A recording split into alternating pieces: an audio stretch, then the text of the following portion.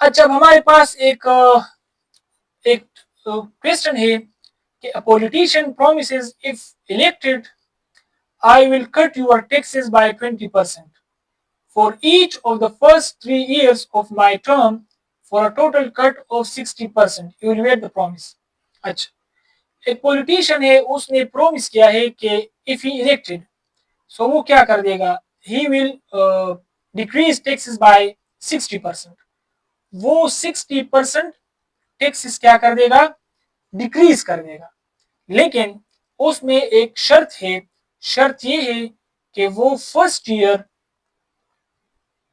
20% जो है ना वो डिक्रीज करेगा फर्स्ट ईयर, फिर 20% जो है ना वो डिक्रीज करेगा सेकेंड ईयर, और सिमिलरली वो डिक्रीज करेगा 20% थर्ड ईयर। सो टोटल ये कितने बन गए, 60%।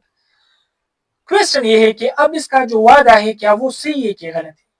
सो इस प्रॉब्लम को अब अगर आप इसको जाहिरी तौर पर देख ले तो ये तो वाकई में 60% बन जाता है, लेकिन अगर आप इसको थोड़ा सा सोच एग्जाम्पल के थ्रू कर दे तो फिर हम देखेंगे कि हाँ वाकई में ये क्या ठीक है क्या गलत है। सो लेट से हम कहते हैं कि अगर फॉर एग्जाम्पल एक बंदा है कोई भी लेट से, और वो पे करता है $100 पर ईयर, टैक्स वो पे करता है। अब फर्स्ट ईयर अब वो जो है ना $100 पे नहीं करेगा, क्योंकि उसमें 20% डिटेक्शन हुआ है। एज ही प्रॉमिस, उसने जो वादा किया था कि फर्स्ट ईयर 20% उसमें डिक्रीज आएगा। तो 100 में 20% कितना होता है, वो $20 होता है। तो 100 minus 20 equals to 80।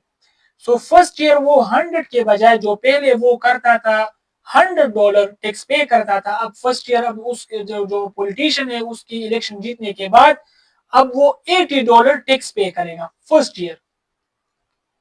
Similarly second year अब इसमें मजीद 20% डिटेक्शन होगा। सो अगर आप 80 में से 20% निकालो तो ये हो जाएगा 16। सो फिर 80 में से अगर आप 16 को माइनस कर दो तो ये हो जाएगा 64।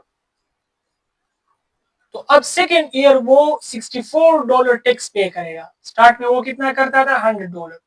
फिर फर्स्ट ईयर उसने $80 टैक्स पे किया क्योंकि 20% डिडक्शन।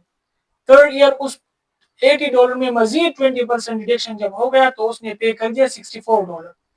सिमिलरली अगर आप थर्ड ईयर पे आ जाए तो फिर वो 64% में $64 में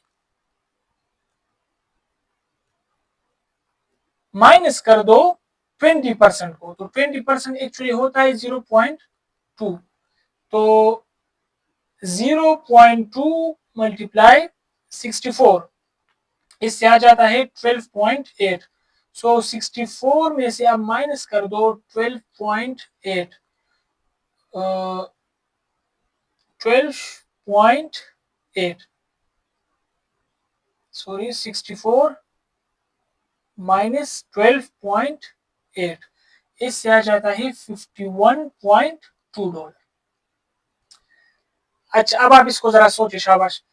अब देखिए स्टार्ट में वो $100 टैक्स पे करता था, ठीक है।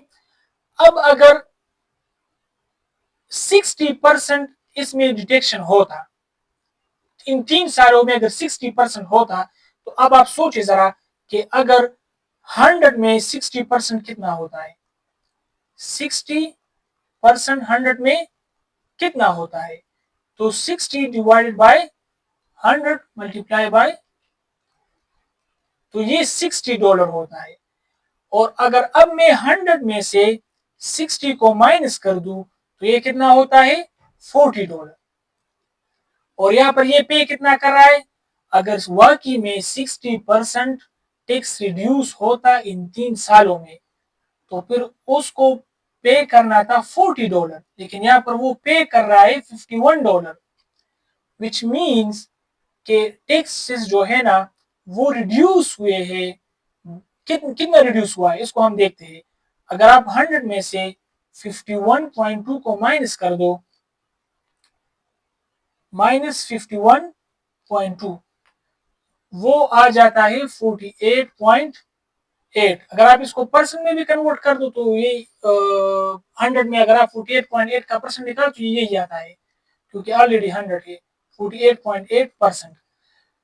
सो अब ट्विस्ट ये है कि उसने वादा किया था कि 60% जो है ना वो टैक्सेस रिड्यूस करेगा इन 3 सालों में, लेकिन उसने जो ये कंडीशन रखी थी, सो आखिर में असल में वो 60% रिडक्शन नहीं हुआ था, वो 48.8% टैक्स रिड्यूस हुआ था, ना कि 60%। अगर 60% रिडक्शन होता तो फिर यहाँ पर $51.2 वो टैक्स पे नहीं करता था आफ्टर 3 ईयर, वो फिर $40 पे करता है, क्योंकि अगर आप 100 में से 60% को माइनस कर दो तो हमारे पास $40 बचता है, फिर वो $40 पे करता।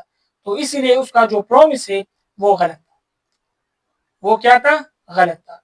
तो परसेंटेज में ये होता है कि कभी भी आप लोगों ने डायरेक्ट उसको जज नहीं करना, कि अब अगर आप यहाँ पर देख लो कि आप स्टूडेंट सोचेंगे अक्सर कि अगर 20% फर्स्ट ईयर है, 20% सेकेंड ईयर है, 20% थर्ड ईयर है, तो ये तो बहुत सिंपल है, हम कर सकते हैं, ये तो 60% हो गया, तो हाँ उसका जो प्रॉमिस था वो ठीक था।